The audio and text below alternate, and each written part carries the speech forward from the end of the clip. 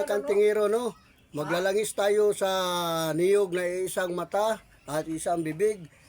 Ganito ang paglangis ng niyog na walang isang mata at isang bibig. Tingnan natin.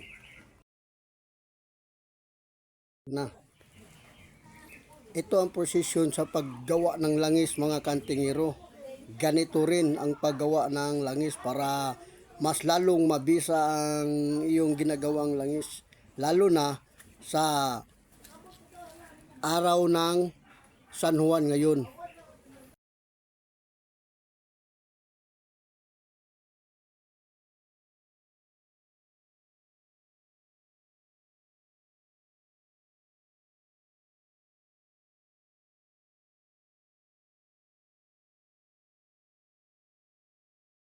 Loko na ng lanaw na naglalangis kami ng isang mata na lubi galing sa lanaw. Ang lolo ko ay pinakatiste dito sa Mindanao. Ito ang warrior ng Ilaga.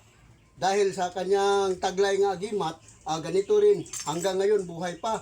98 years old ang lolo ko. Okay ba, lo?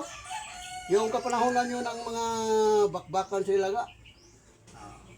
Lagi nagmay ragapon. Oh. Ang mga agimat ng lolo ko ay ganito rin. Oh.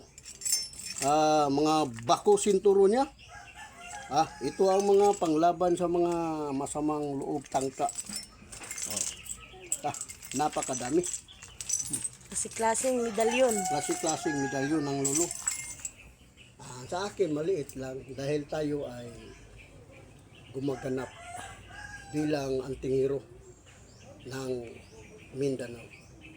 Okay mga ka-antingero, ito na ang langis ng isang mata at isang bibig na lubi. 3 oras natin linangis bago nagkaganito. Tapos na. Mabisa ito dahil San Juan din natin ginagawa ang langis. Ito ang pagbinyag ni Kristo kay San Juan. Dire video sa likod ayun.